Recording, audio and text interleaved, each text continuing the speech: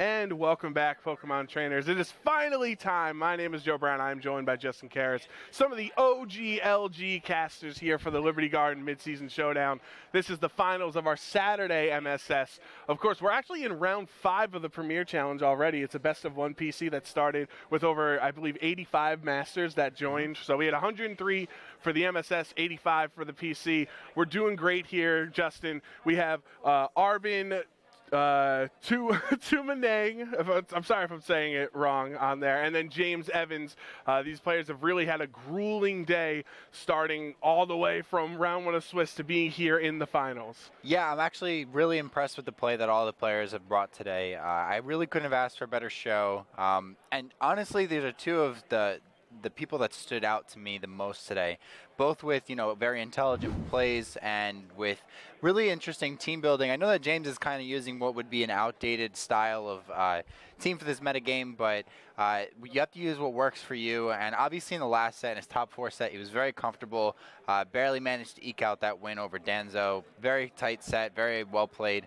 On Jun's side, what we have is, kind of that standard hard trick room stuff that seems to have, really found its place in this metagame, standing out as that niche option that, really preys on people's matchups. If you have no way to stop the trick room from going up, you will suffer the consequences. There's not much in this game that can really switch into a boosted Rhyperior when it Dynamaxes. So we're about to get into this game pretty soon. It looks like, from what I've seen throughout the day, Arbin has really just managed to play like his opponent has been able to make some really great reads. And just, really utilize the pressure that he has from his offensive pieces. But if you haven't noticed, the teams are now on screen, so let's get into it, Justin. It's been a while, but we finally have a Liberty Garden finals again. We have James Evans with the team of Excadrill, Tyranitar, Rotom Heat, Gastrodon, Togekiss, and Hitmontop, as Arbin with the Butterfree, Rhyperior, Torkoal, Dusclops, Hatterene, and Indeedee Female. Yeah, the cool thing about Arbin's team is that he has access to two Trick Room setters, one of which can actually deal damage under Trick Room. That's kind of always the thing I preach myself, is if you're going to have a Trick Room setter, you want to be able to do something with it after setting the Trick Room. So it's always good to have something that draws attention away, something like a Butterfree or an Indeedee, or maybe even a Togekiss in some cases, to take away the damage output from the first turn. And then once you have Trick Room up, you want to be able to deal out damage instead of needing to switch into something, because a lot of stronger players will leave this stuff on the board that isn't going to be able to do any damage. So if you have something like a Dusclops in the field, sometimes you won't be able to properly execute the value out of the Dynamax turns that you're trying to get. So, the way that these pieces match up, Sand obviously has the ability to just go for Rock Slide flinches right away. But that might not be the best answer that James actually has to beating Trick Room in this matchup. All right, well, let's get into game 1 of the finals here in Iselin, New Jersey, at this hotel where Chris Danzo, he lost in top 4. That means we will have a new Midseason Showdown champion with a Tyranitar Rotom Heat lead on James Evans' side on the bottom of your screen, and Dusclops Indeedee on the top of your screen for Arbin. The Dusclops is going to see the Choice Specs and the Choppleberry with its Frisk ability. Yeah, and the cool thing about leading off Tyranitar here is that it can do so much to neuter the defenses with something like a Max Darkness if it were to go for a Max. And bringing the Sand gets you that extra chip down and boosted the special defense of the Tyranitar. One of the things that a lot of the pieces on Arbin's side have is, special attacking Torkoal, special attacking Hatterene and Indeedee. So being able to, have that first immediate boost to the special defense, super important. And then, being able to capitalize on this board position is going to be super important, but not electing to max right away. Follow me from the Indeedee will redirect any attacks that were going towards the Dusclops, and it will hit the Indeedee instead. The Volt Switch going to switch out for James. He's going to have to bring in something in the back, potentially an Excadrill to take advantage of the Sand, or a Gastrodon, presuming a Trick Room is what the Dusclops opts for on this turn. Rock Slide from Tyranitar does connect onto both of Arbin's Pokemon, knocking out the Indeedee, so it did its job. If this Dusclops breaks through, which it does, no flinch, Trick Room is up. So now for 5 turns total, but the next following 4 turns, the slower Pokemon will be moving faster than the fast Pokemon under Trick Room. Yeah, getting Trick Room off there, a little bit over a 70% chance with the Rock Slide there and having a chance to miss too. Getting right into the Gastrodon. Going for the Hatterene here, I don't know the theory behind this, but if Gastrodon is able to max, it can start boosting up its special defenses of the partners. While Gastrodon's output isn't too overwhelming, what it does do is it brings that Max Quake to the table, keeps Tyranitar with already boosted special defense in the sand alive, and then you can just start, spamming a little bit of Rock Slide and set everything up for a late game where you could possibly clean up with something like an Excadrill or even the Choice Specs Rotom Heat in the back. I really like this board positioning from James. Looks like he really knows what he's doing. The Hatterene is a Pokemon that, when you look at it, it doesn't seem as as much of an offensive menace as you would think, but it has a sky-high special attack stat. So with Arbin being able to successfully get the Hatterene in this position at full HP and going for the Dynamax here with its super high special attack, great offensive coverage in Psychic and Fairy. Obviously, this Tyranitar is weak to Fairy, so what is helping him with the sand being up, that does increase his special defense by 1 stage. But we're going to have dueling Dynamaxes this turn. This is, it's either going to be the Tyranitar or the Gastrodon for James. What did he decide? He went for the Tyranitar, so he waited 1 turn. He didn't want to start off too early. He liked that spread attack on the Rock Slide on turn 1, which ignored the Follow Me from Indeedee.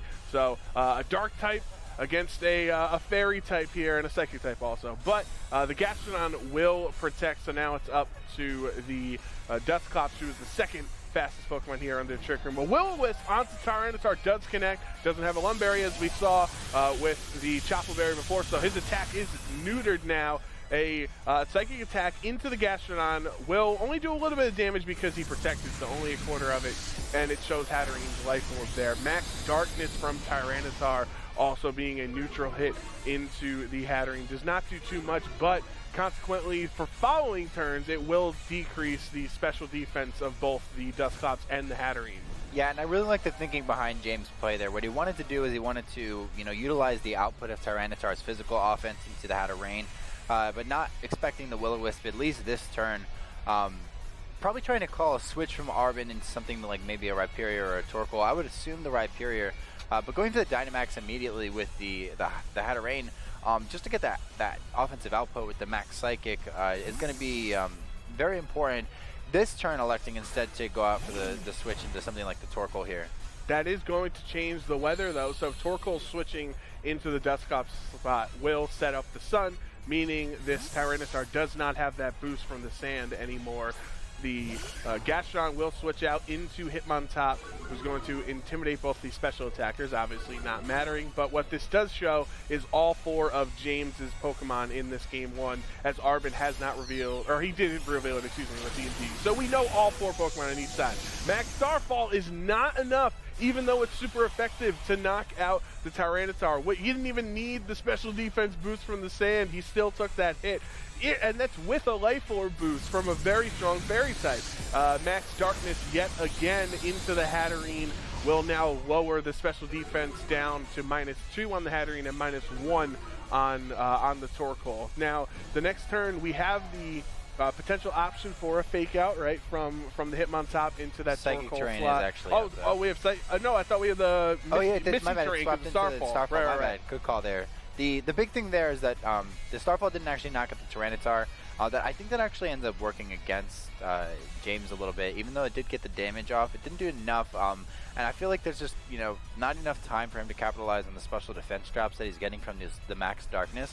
And having Hitmontop in there, it's fast enough to get the fake out off, but it will get knocked out by either attack from the Hatterene, and there's not really anything he wants to switch into it. He has both Gastrodon and Rotom Heat in the back, so he might actually be bringing in this Hitmontop to, make it a martyr of a sorts here.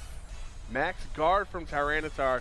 Tyranitar really understands that his attack is really neutered because of that burn from the Will-O-Wisp, so he opts to protect on this turn so he doesn't take any damage from the Hatterene. The Earth Power goes into Tyranitar slot, and the Max Mindstorm from Hatterene into Hitmontop, super effective, and that looks like a one-hit knockout.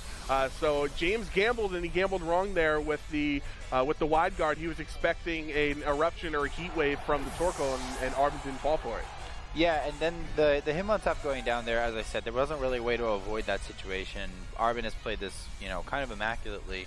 But what's really kind of happening here is he might not have the output to James might not have the output to actually prevent another Trick Room set. So that's definitely going to be involved in Arbin's plans. And now that Hatterene is, done being maxed and is kind of pretty much only have about around 68 hit points, it's very threatened by both of these Pokemon. You don't need that much output from Gastrodon to knock out the Hatterene. And if it has any type of move like Protect or maybe even switching in here to the Rotom Heat, it might be able to turn this game around. I do think that the Torkoal having the pressure under the sun is really big. The Tyranitar actually did just go for a max guard, so most likely will go down to the combination of like a Dazzling Gleam and an Eruption from the Torkoal. So, I really like Arbin's position here. I want to see if James has the acumen to really pull through this. The Trick Room, this is also the final turn of Trick Room, so after that we're going to return back to the conventional speeds, so something like Rotom Heat would be faster than most of the Pokemon on Arbin's side. And of course, Dusclops in the back does have a potential to set up Trick Room again, which is might be the reason that he is bringing him in again. Obviously, he's going to frisk the things we already saw on the Chople Berry, on Tyranitar, and then the Key Berry from the Gastrodon. A Protect from the Gastrodon, just trying to stall out that last turn of Trick Room, and the Giga Drain from Hatterene, so that grass attack into into the Gastrodon is really threatening. A Rock Slide from Tyranitar, critical hit on the Dusclops, and a critical hit on the Hatterene, so a double crit breaking through the Will-O-Wisp there, connecting on both. The Twisted Dimensions return to normal, and we're back at the normal spot where I would assume the Tyranitar would be the fastest Pokemon, right? So he can go for another double Rock Slide. That was actually a really smart play from Arbin. What he did was keep the Tyranitar on the field, even though it's has the ability to go for a crunch into the Dusclops. It's at -2 with the burn up, and the Gastrodon output with the Tyranitar, I don't know that it's enough to actually knock the Dusclops out. I think that critical hit might have been really crucial, and I don't know if he's going to be able to have an opportunity to go for another Trick Room. With only Torkoal on the back, that kind of spells a little bit of danger here. I don't know if it's going to get the knockout, but if they double into the Dusclops, he does run the risk of getting maybe Dazzling Gleamed by the Hatterene. And I don't know that a Choice Specs Rotom Heat versus a Torkoal is going to be enough. Tyranitar will switch out here, though, so James is bringing the Rotom Heat into that slot, saving Tyranitar with its pitiful little health that it has remaining, just honestly to change the weather later on potentially, or go for a Rock Slide. But this Torkoal will switch into the Hatterene slot. Earth Power taking it out, being a knockout there. The Gastrodon does take it down. But more importantly for Arbin, he is able to set up Trick Room yet again. Hatterene switches in again here, even though he's down to his final 2 Pokemon. He has 4 more turns of Trick Room to abuse, where his Dusclops and Hatterene are going to be the slowest. See, now one thing that really confused me a little bit about that turn is James really risked not getting the knockout on the Dusclops there, and possibly losing to a late game Torkoal Hatterene. Had it gone for something like a Protect, but James didn't even double down into the Dusclops, and Arbin ended up switching his Hatterene out right into the Torkoal. That must have been a couple that second tier mind game going on there. There's no Trick Room up, so I actually do believe that James might have all the pieces he needs to not mop this up. Well, the Gastrodon is going to switch in, so I think the Tyranitar switch, it gets to stand up, it gets the sun away from the field, although you'd wonder if Rotom Heat would have appreciated having the sun up since it's Choice Specs and obviously a Fire type. But the attack from the Hatterene is not enough for a one-hit knockout there with that Life Orb boost. So close. And a Volt Switch from Rotom into Hatterene will take it down. And now this Rotom is going to switch back, obviously, into Gastrodon, who's the only target it can hit. The only option left would be the Dusclops, right? So what's Dusclops have offensively against 3 Pokemon? The thing is that I think in the late game that because Dusclops has actually such a low percentage HP, if this were to do something like go to time, I don't know if Arbin is going to choose to forfeit here. And that Tyranitar lived on 1 from burn. I thought it was gonna go down from burn, but he actually stayed on 1. He does choose to forfeit, making a smart play there. That's going to save himself some time, and in those situations you might want to get your game plan together. But one of the things that Arbin did really well was he got his Trick Room turns up. I do feel like he kind of maybe fumbled a little bit towards the last 2 turns. But I do have to give it to James for really sticking in there with that, keeping the Rotom Heat alive for that last position in the sun of pressuring the Dusclops.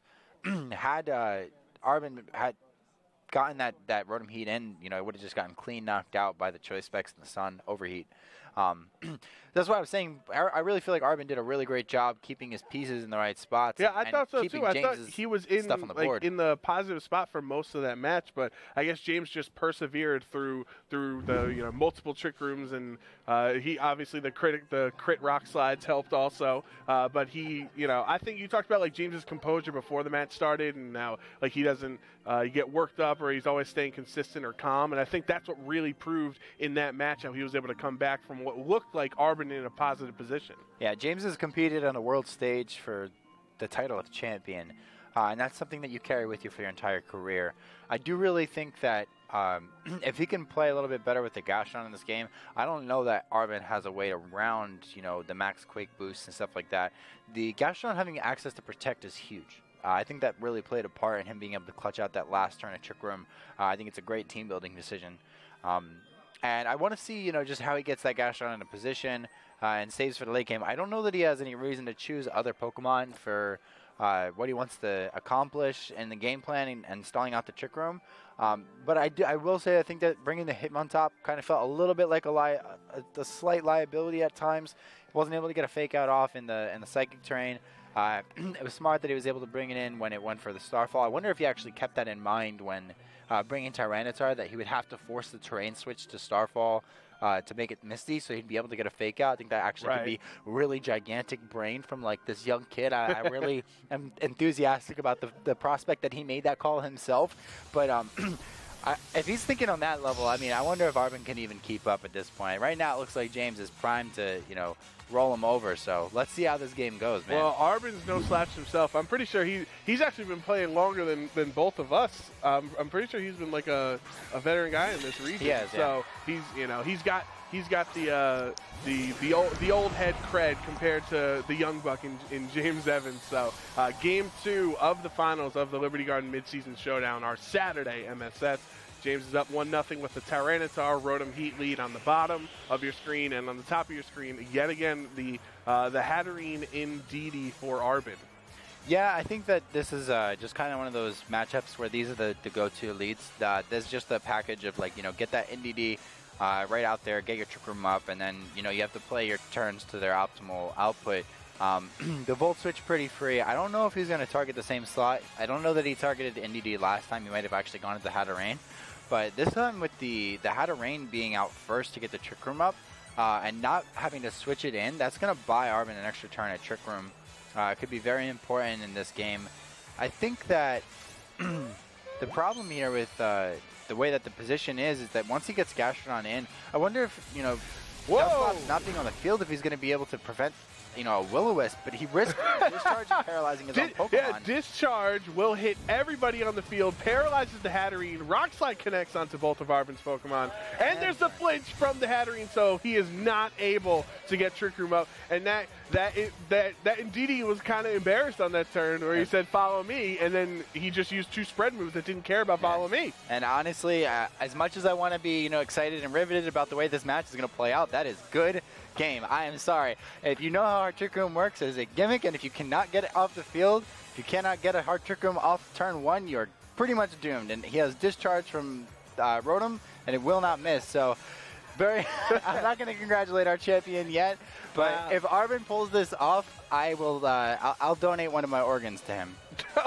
Okay, that's pretty strong. I imagine like Tyranitar, he had his own strategy with the Rock Slide, and he just gets zapped by his own teammate. Like, hey man, like what's the plan here? But it's gonna work out. The plan's gonna get him potentially a Midseason Showdown championship.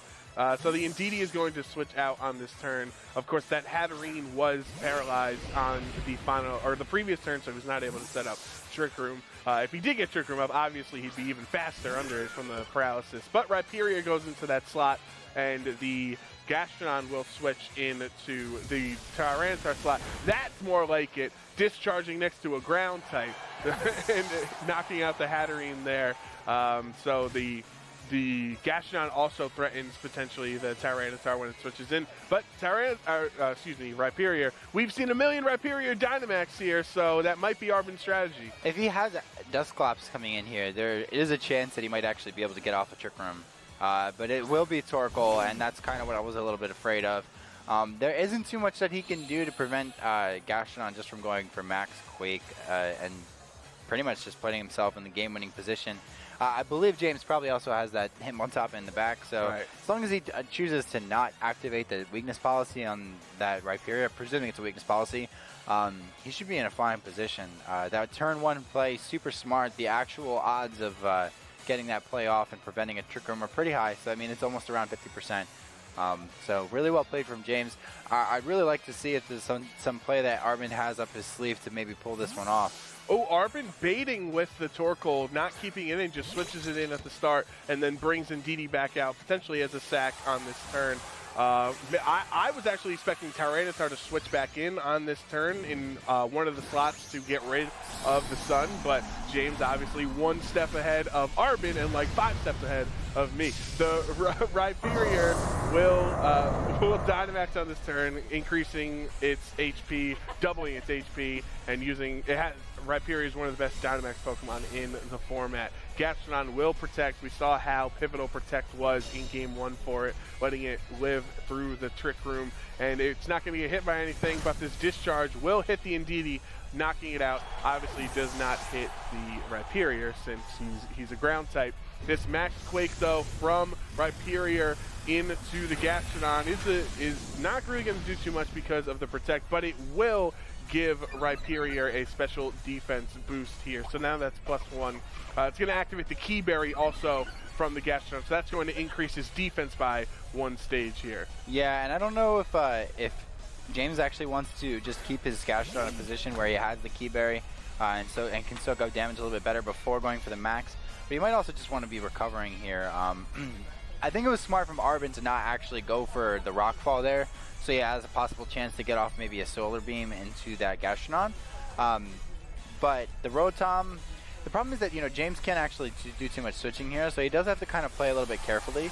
He will end up going for the Dynamax into what is most likely that Gastrodon, and, once he has that Torkoal off of the field, with the Key Berry and the Dynamax boost health, I don't think that Arbin is going to be able to turn this one around. And considering James has a Tyranitar on the back, he doesn't want it to get back on the field because then Sand will be up forever, or for the next 5 turns, and Rhyperior will essentially have a +2 special defense boost from the Sand. The Discharge, though, is not going to hit either of these ground types, but it will bring Torkoal down to half of his HP. Max Flare into Rotom is a resisted hit. Maybe that was banking on a potential switch from the Tyranitar to get the Sand back up, but the Sun is already up. A Max Quake from Gastrodon into Torkoal, and now it is Rhyperior versus the world with a +2 special defense, or +1 special defense Gastrodon, +1 defense, and there's the Rotom, and there's the Tyranitar. The Rotom, I think the Rotom has to switch out here, right? Because he's locked into Discharge, so he'll literally never hit Rhyperior if he stays on that. Correct. And now one thing that's really smart here from James in this endgame position is that even though his Gastrodon is slower, that with the inability after this turn of Dynamaxing, what he can do is go for something like a Max Geyser once he brings Tyranitar in. So like he might actually end up bringing the Tyranitar in. Right. Yep. So with the Sand up, that's not going to neuter the water damage. Right. Right. Where having the Sun up would be. But instead, he actually reveals his 4th Pokemon, that being the Hitmontop, intimidating it. Obviously, this Rhyperior, he doesn't have another way of getting his attack stat back up, so you can kind of just keep cycling that Intimidate through and through. The Max Quake will again increase his special defense, so use Max Quake all 3 turns against the Gastrodon, and look how healthy the Gastrodon is. That's how important the Key Berry was, and the Dynamax boosting was. A Max Quake of his own from Gastrodon into the Rhyperior, not going for Max Geyser there, but I do believe Gastrodon has 1 more turn of Dynamax, right, as this is where Rhyperior's Dynamax ends. He does activate the weakness policy, though, so Rhyperior has some nice special defense boosts and some attack boosts also, but he's just so slow. What he gets to do here is now he has the position to be able to go for a Fake Out and a Max Geyser, and even though it's in the Sun, what he'll be doing is setting the Rain, and then basically setting up his Gastrodon to just clean up the last bit of this. Also, to keep in mind, the Hitmontop just dropped its attack back to +1, and with the Dynamax boosted health, Gastrodon's in a fine position here. Even with Solid Rock and Sand Up, I don't know that this Rhyperior is going to be able to survive what would be a Max Geyser, I would assume. Right, there it is. So the sun is up. That was a nice fake out critical hit too, by the way. So his water attack into Rhyperior, he does hang on just barely, but we are just delaying the inevitable at this point. And of course, even if he found a way to break through Gastrodon, there's the Hitmontop full health who can hit it with a fighting attack. So James really perfectly from turn 1 in this game played that game to a championship level at this point. And the close combat from Hitmontop into Rhyperior takes it down, and James Evans is your 2020 Liberty Garden Midseason Showdown Saturday champion. Gotta differentiate, because we got multiple MSSs this weekend here in Jersey. So yes, congratulations to James, a Jersey boy, right? Yes, the Jersey boy is actually down, from Southern Jersey, South Jersey for the win. All right, you can have it. You can hear audience roaring in the background. I don't know if I'd call it roaring. I don't know. Whatever they speak in Texas land, I don't know what he's saying. But yee-haw, that's the language down there for Jake Muller. Yeah, I'd love to hear from James when he comes in all day. He had that crazy resistance. You heard about that earlier with his 75% resistance. So he played nothing but top-level players all throughout Swiss and Top Cut and just persevered through, played very calmly, played very confidently, and he's got even more championship points. It's not like he needs all of them, but he's still counting them. Being in the race for the Travel Award, this is super important. He might actually sneak right up into the 8th slot with this midseason win. Very important win. He's really just playing with that caliber of, typical Jersey fashion, great Jersey players. We have so many of them. I'm very proud of the kid. He's always just been constantly impressing me. He's composed, he's smart, he's very nice, he's a great kid, and I'm couldn't be more happy with, somebody defending home court, staying in that, true to form, and even though he was able to knock out my good boy, Chris Danzo, I expect him to win. The way he was playing and the plays he was making, that's just how it is. So we are going to be bringing him over for the winner's interview. Thank you so much for tuning in. I was very happy to commentate this with you, Joe. And it's been a blast, man. It's good to make sure you guys tune in tomorrow. It'll be another fun show, and thanks for stopping by. So we'll be right back with this interview.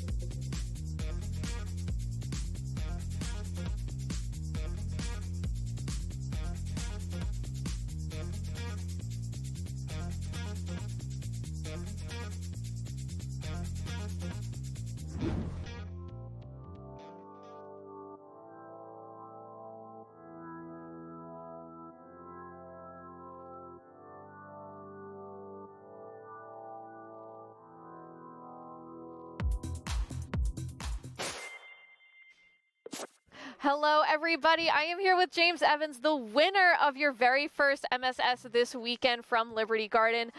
First of all, here's your gift. This is your prize to go along with the assortment of plushes that you already have collected, this just from being back here in the streamer area. I think the first question that all of us had was your turn 1 in game 2. That discharge, attacking your own Tyranitar with the Rock Slide to get the hopeful paralysis or flinch, you know, stopping that Trick Room. Talk me through that. Okay, so the normal game 1 or turn 1 plan for Indeedee Hatterene is like you're supposed to lead Excadrill and then just Disquake because I'm choice banned, so it always knocks out. I've never played an Indeedee Hatterene that never lives that. So I felt pretty confident in that. What I didn't expect was that it was going to live. I thought it was the discharge Rock Slide was going to knock out. I was like, Excadrill can do it. Tyranitar can as well. But I didn't realize it until he let it. I was like, well, it's worked before. I'm just going to try it again. And if I get it, I win. That is true. Those hard Trick Room teams, especially if you can shut them down early. I'm sure that was your plan. Shut down the Trick Room options early and kind of pick it off from there as you go. Talk me through, you've been running the Keyberry Gastrodon, I think, for a little bit now. You were the first person I saw with this season a couple events ago. Talk me through why you want to keep that on your team, especially seeing something like a Giga Drain coming out of that Hatterene, you know, knowing it might have possibly had a G-Max or a Dynamax move. So I have been wanting to talk about this set for the longest time ever. And all of my friends are like, why do you run it? Why do you run it? I was like, it's good. You just gotta trust me on it. It's good. It beats Rhyperior. It beats, like, pretty much any physical attack. Like, because I'm just going to come out clean. This team is, like, from 2 weeks into the format, and I've just been running it constantly. I remember it from New York City. I remember this. I remember commentating over this team a month and a half ago. I finally remember the Gastrodon lived a +6 facade after the Keyberry proc. It's just a really good... I don't think Gastrodon's other items are worth it. It's like, you have Recover, so Leftovers and Berries are kind of, like, invalidate, because you can just recover at any turn you want. Rindo Berry is, like, respectable, but I feel like if you're already getting hit by a grass move, you've lost the game. Like, Gastrodon's going to drop either way. It's not like it's going to tank it and then hit back hard. Like, you have Ice Beam, maybe, but then you're giving up, like, one of your 4 moves, and I feel like all the 4 moves that I had on my Gastrodon were pretty essential to how it played. But it's just a good item. Please use it. Like, you're going to use Leftovers? You're just going to heal, like, more with Recover infinitely. Another thing, too, you keeping that Hitmontop in the back more so towards game 2. I'm sure that he was able to kind of assume that you had it, but how important is it for you to keep something like that, especially when he's got a Rhyperior, you know, already with his weakness policy up, trying to get that end game kind of locked in for you? So, like, the original game plan is, like, I was expecting to lead Dusclops both games, and, like, game 2 was, like, if all else fails, lead Butterfree and Dusclops and see where it goes. So I was really scared of that. But in general, you want, because Gastrodon is your answer to Trick Room if the Trick Room goes up. If the Trick Room goes up, you just switch immediately into Gastrodon, and because the idea behind Keyberry as well is that you want them to bulldoze with their Dusclops first, then you activate it, then you live whatever Rhyperior throws out, and you underspeed it too. Hitmontop is pretty much there just to be assurance. Like, right. Make sure you live. And plus Fake Out is always a good combo to stall out Trick Room. Yeah, Fake Out definitely is something that we're not seeing nearly as much as we saw, of course, in Ultra Series and Moon and Sun Series as well. But it's when you don't have something like, you're not setting up Max Starfalls, you're not setting up Misty Terrain. So it definitely, I think, can help you a lot more, especially with the way we're running it today. How worried were you for the Butterfree? Because he had brought it during top 4, and it was a really entertaining match for sure, getting that sleep on a Lapras right in when he needed it. But how worried? I know you led that Tyranitar, so I think you were prepared. Yeah. So, like, I'm pretty sure you commentated this game, too, when I played Joseph at top 4 of the other midseason. Mm-hmm. The game plan was to just lead Rotom and then Max Lightning it, because that eliminates one of your slots to get put to sleep. Unfortunately, Rotom got put to sleep, but, like, that's just the game plan. You got to roll with it, because that's what Butterfree does. You just got to get lucky against it, or it gets lucky against you. It's one way or the other. All right. Anything else you want to say? Any other shout-outs? I know you've been working this team for a while, so you might have some shout-outs for people who built it with you a month and a half ago, if you can remember, with this ever-changing format. Well, first of all, shout-outs to Cream, or Treedoodle, as most people know him. He's the one that, if it were not for him, like 6 months ago, probably 7, I don't know, whenever, I can't count months back to September. He's the one that recommended me Hitmontop in the first place, like all the way back then. We tried it. I loved it. It's been a really good Pokemon ever since. So definitely like that wouldn't have made the team what it is if I hadn't been using him on top all that time.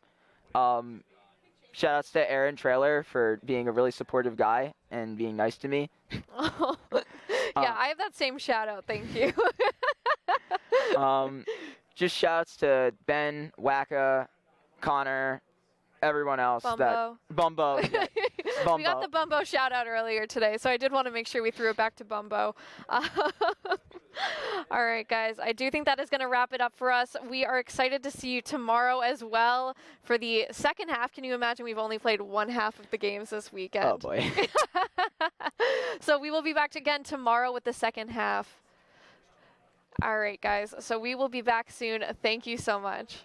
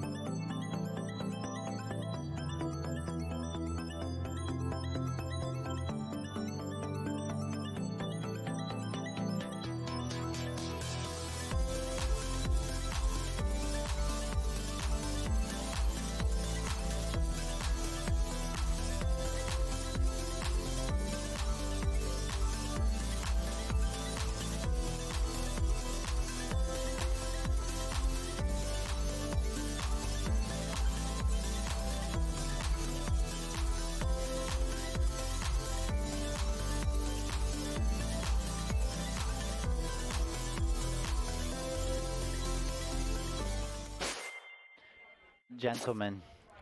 And welcome back, Pokemon We agreed trainers. that Joe was going to lead us in. We're What a here for a day. very casual Very experience, a very cash. post wrap up show here at Liberty Garden. I'm Joe Brown, joined by Justin Carris and Eric Bartlett, a couple of Jersey boys and an invader. Yeah. But we appreciate you being here. We appreciate everyone that's followed along on Liberty Garden this weekend, either being any of our social medias, being Twitter or on Twitch. If you interacted in chat, if you wrote some Pog champs when you saw GMAX Sandaconda like I did, I appreciate everything.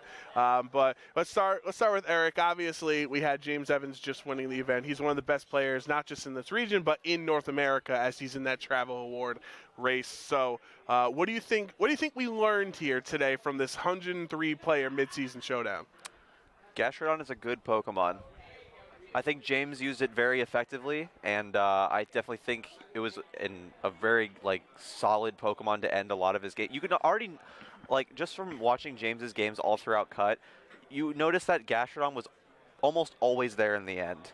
And, like, I know a lot of people like to talk smack about Gastrodon because I see it's like, oh, it's very passive, and like if you face a grass type, you just kind of lose. But Gastrodon, proving that it's still a very powerful pick in this format, definitely one of the top water types out there. And James showing us a bit of a new item choice. Keyberry, not exactly unheard of for Gastrodon, but I know a lot of people in this format have been trying to use the Rindo Berry just to try to combat against grass type attacks. But honestly, like, grass type attacks are becoming, I feel, less and less common. So I feel like Gastrodon players now have some leeway to experiment with their Gastrodon item choice. And also, of course, James using one of his staple Pokemon, Hitmontop. Hitmontop, you know, there's only a few fighting types that some players think that actually can succeed in this format, and James showing, well, Hitmontop, bit of underrated pick in 2019, and it's still a pretty solid choice in 2020. I do really think that James's team is a little bit more outdated than the other stuff. It's just that he has more experience with it. And in this format, you know, being able to use a very well-balanced, you know, 6 where you have different options for Dynamaxing in specific matchups is super, like, it's very crucial to how you counter the stuff that's coming at you and from a different angle. So this is a kind of think in the case of Arbin, he had a newer version of the hard Trick Room stuff. It was a little bit more offensive. The Indy Hat isn't something new that we've seen, but it was very potent in being able to get that Rhyperior Torkoal up. Well, Trick Room was almost guaranteed as long as he didn't get flinched or something like that, which we did end up seeing. But the item choices from James are what really stood out to me. The Keyberry gives Gastrodon the ability to not really lose out too much in the Sand Mirror, especially when you have an Intimidator on your team like Hitmontop and can buy yourself extra turns with Fake Out. Hitmontop is one of the few things in the format that actually can comfortably switch into Sand. So it was super good for that. And also being that, you know, one of the best moves for handling fighting types is Dazzling Gleam from a Togekiss. Having Wide Guard on it was also a great choice. I think that it wasn't necessarily that the team was, you know, an old model where it couldn't compete. It was that it was probably the final version of that team with all the move sets and items that it needed in order to take a tournament for once. James had won a PC, but like for a 100-something person, you know, borderline regional level experience with, you know, multiple Day 2 Worlds players, people that have top cut Worlds, and won multiple regionals. That was definitely the pinnacle of that version of the team. And I think, you know, a lot of people in this game will struggle at times to take an idea and bring it out to the fullest of its potential. Because the metagame, especially something like this, just changes so fast, and you'd rather adapt with a newer, more potent concept. It's cool to see somebody like James take his idea, stick to it, you know, show a little bit of that loyalty, and end up bringing it the result that it deserves. And honestly, I can empathize with that. I understand the process of building a team and wanting it to get the result that it deserves. Now, I think I'll quickly say two things that stood out to me before I get back to you guys. The one is that we can't underestimate any Gigantamax Pokemon because we were all talking up Charizard, and then we saw Butterfree, and we saw Sandaconda out here. You know, we saw a potential Snorlax that didn't actually he's not Togedemaru's not Gigantamax. He's just regular Dynamax, but he was adorable. If you saw his, like, angry face, and then he was, like, really cute and happy when he was big. I love that he has outlets in his cheeks when he gets real big. I wish his face stayed angry. Like, that would have been great. It's like the opposite effect. It's like this, like an opposite effect of like Togekiss when it's like looking down and like smiling at you. I think that's the scariest thing. When like Togekiss is the only, and it just like stares down at you with its face of mercy, soulless eyes, and it's like, I'm just gonna crit you. Like you're not ready for this critical hit Max Starfall or Max Airstream. It doesn't even have hands. It just punches you in the face. Yeah, it just kind of looks down and just. Just like, looks at you, slaps at you. So the other thing that stood out to me was the prevalence and the importance of spread attacks. I know it's something that's always been common in VGC, obviously because we have that second aspect with doubles compared to singles. But I think really importantly in 2020, because there's so much redirection with Follow Me from Indeedee with Togekiss or Rage Powder from Butterfree, having that discharge on Rotom Heat, being able to have the spread attack making Indeedee irrelevant, having Heat Wave to make Togekiss irrelevant when it's trying to redirect an attack from Durant. I think that's something that players are going to have to focus on more often, which is great that James, obviously his wide guard didn't work out on stream today in the finals, but I'm sure it worked out really well for him during Swiss and during his other matches because of how prevalent spread attacks are in this format, because you really need them to break through redirection. His team is more of one that really requires a lot of like set play. So you know, something like a hard trick room, you need to know the 4 that you're going to bring. And if there's like a flex spot, then you need to know how you're going to adapt if, you know, maybe somebody has like an unconventional Pokemon on that archetype. I definitely understand the concept of like having specific modes. That definitely lends itself to being able to game plan for specific pieces, specific teams in the metagame. And like James is running a team that I guarantee if you put it in somebody else's hands, it's not even half as potent, because you need to understand it in and out. You need to understand the damage calcs. You need to understand how you get that end game position, because you aren't going to win right off the bat. It's not a very blitz heavy team. It's not something like the Dallas winning team where you may be able to win in 3 turns. It's more of a, I'm going to win through attrition. I'm going to chip you down with a little bit of sand. I'm going to boost up my defenses with my Excadrill, or I'm going to have a win condition Gastrodon and, you know, and take you out that way. I mean, when you think about just the composition of it itself, he has a choice specs on his Rotom Heat that literally says, I'm not trying to max this Pokemon, because you're most likely not going to. You don't want to remove the effect of the choice specs. So that and a couple other team building choices. I mean, a Hitmontop is not something you want to Dynamax. Those are pieces that are for set play. I really am just, you know, super impressed with James. It's awesome to see that he ended up winning the whole thing. I really just, I love that kid. I think he's doing a great job, and he's one of those people where it's like he shines bright for the future of our game. So I'm excited to see if he comes back tomorrow and goes back to back. Let's see if he wins both. Let's see if he wins back-to-back mid-seasons, right? Eric, quickly, do you have any final thoughts before we send our great fans home? I mean, I think it was a really good day of Pokemon. A lot of amazing high-level matches played. We saw a lot of exciting choices and strategies and matches, and just how all of them sort of fought it out, and just which one finally came out on top. James Evans' this unique take on the pretty traditionally linear sand team archetype with Excadrill and T-Tar, and I'm just excited to see what tomorrow brings. I think we're going to see a lot of the same stuff that we saw today. All right. So thank you guys very much for joining us. I want to thank everyone in our cast and crew. We have, you know, I think well over a dozen people working together on this event to make it run as smoothly as possible. And if you guys heard in the background, our Premier Challenge is already in round 7. So, like, that's how smooth this event went, was we had 7 rounds of Swiss plus 4 additional matches in Top Cut. And, like, as our stream is wrapping up, they're gonna go into Top Cut essentially of the PC. So everything is moving and grooving here at Liberty Garden. We can't wait for you guys to join us again tomorrow. Is James Evans gonna win back-to-back? That'd be very impressive. 2 MSS wins in 2 days in a row. And of course, if you're in the area, we're in Iselin, New Jersey. You can see on our Twitter the location. Sign up, play in the mid-season. I know the numbers are pretty similar, so we're gonna have 7 more rounds again tomorrow and a great Top Cut. And just a brief shout out here. I just wanted to thank our stream production manager here, Andrew. He's been working so hard all day and doing a great job, and I really wouldn't have had as much of a breeze doing this stuff without him. Also, just want to throw out another shout out to Jen Badamo. You know, she did an absolutely excellent job. She really organized this whole thing. She made this type of event possible, and I hope it was a pleasurable viewing experience. And from all of us, you know, thank you for tuning in. Thank you for making this so much fun, and we hope you guys have a great night. All right, we'll see you tomorrow.